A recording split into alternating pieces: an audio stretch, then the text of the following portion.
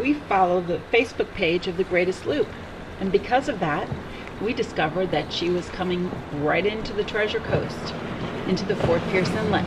Here she comes. Doesn't she look beautiful as she's cruising in?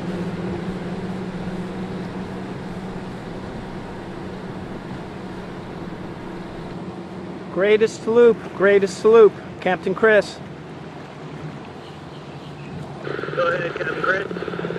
Good morning. Shift and answer channel 17. Greatest Loop, Captain Chris. Go ahead, Captain Chris. Welcome to Fort Pierce. ICW mile marker 965. 10-4, glad to be here. See you at the fuel dock in a couple of minutes. 10-4.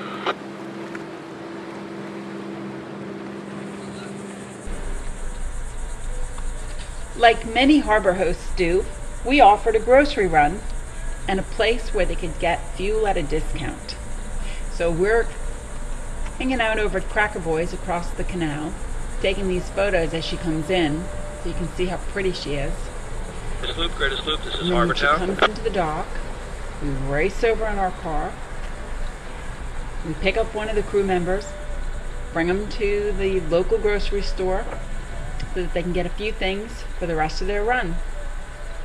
And that's one of the reasons why we like Fort Pierce so much, because there's a great inlet that if you're out in the ocean, you can come in very easily, take care of what you need to do, and go right back out without having to go too far off the beaten path.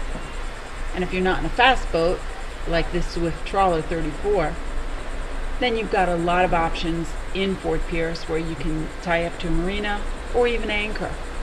And you can check with the Skipper Bob books and the Waterway Guide and a few other places to find out where your options are going to be the best. Now you're going to see they're done with their groceries, they're filled up with fuel, and they're going to just ease off the dock using their bow and their stern thruster. Piece of cake. You can also see with the full walk around decks how easy it is to take care of the lines, to take care of the fenders.